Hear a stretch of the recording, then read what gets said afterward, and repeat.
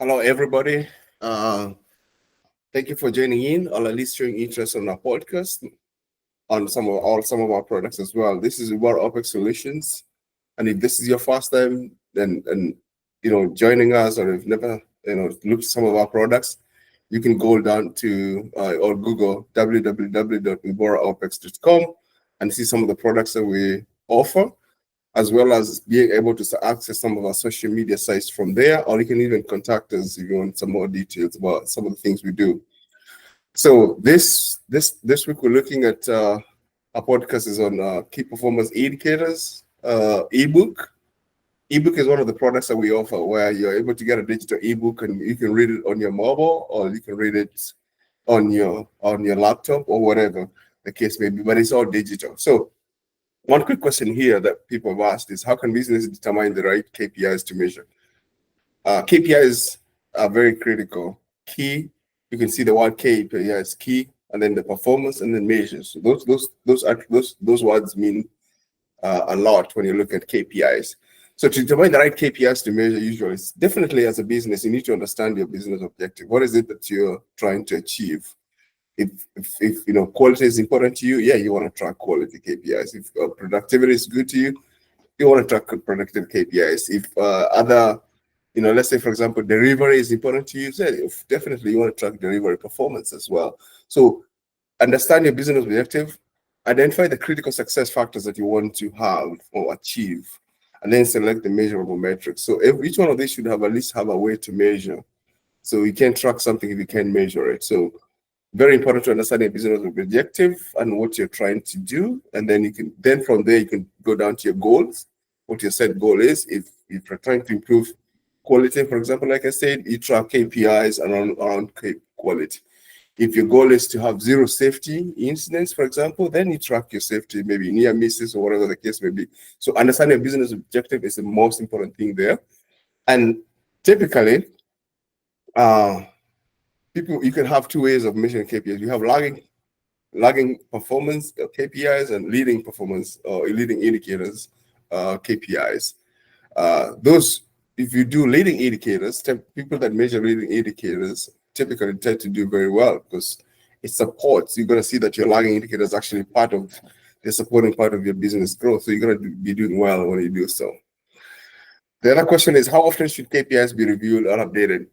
Typically, a lot of companies have KPI boards or KPM boards that they track their performance. A lot of these are updated daily, but in actual true review or performance reviews, you may see companies doing this monthly or weekly, meaning they go deep dive into the performance overall of how you're doing it. So you may enter the data daily, which is usually very common, but deep dive reviews usually happen typically about a month, a weekly or monthly, depending on what KPIs you're looking at. So some of the things to consider when you're trying to figure out how often to review your KPIs is data availability, how available that data is, whether it's a daily basis or weekly basis. The process, understand whether the process is very variable or iteration is too high, then you need to measure those more often.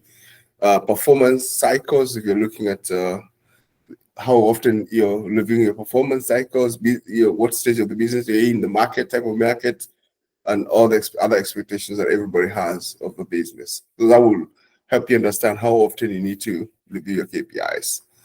The other question we have is, what are some of the common KPIs used across the industries? KPIs, they go way different directions depending on what type of industry you're in.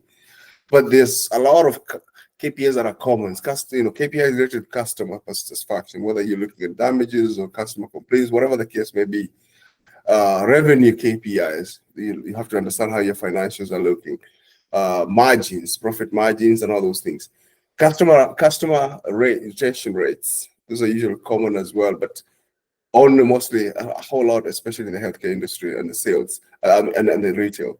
Sales, of course, whether you're looking at sales numbers or units, turnovers, inventory, conversion rate, all those things are common. So it's usually around profit, growth, customer, and of course the productivity, which could be in terms of units or numbers, throughput, sometimes they call it. Those are very common.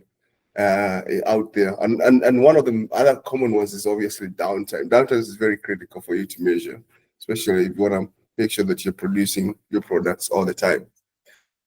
The other question I had was, how can KPIs help with employee performance management? So of course they can, because they help understand how your employees are set or have the skills to do the tasks they do on your line or on your machine or in your process. So by looking at the KPIs, you can obviously understand whether those employees are capable to meet the demands of those tasks or those processes or those performance areas.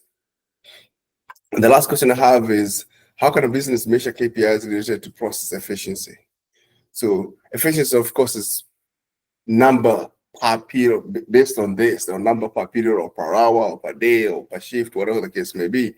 But also it helps you understand how well, and also it looks at efficiency can also look at in terms of how much out are you producing per particular unit or per particular hour, per particular day, all that kind of thing. So a business can measure KPIs related to process efficiency by, maybe tracking, things like cycle times, for example, throughputs, how much you're putting out, defect rates, resource utilization, how well are you using your people, understanding how many hours they're working, doing a particular amount of work, or producing a particular amount of volume, cost per unit, whether it's pounds per unit or dollars per unit, whatever the case may be, lead time.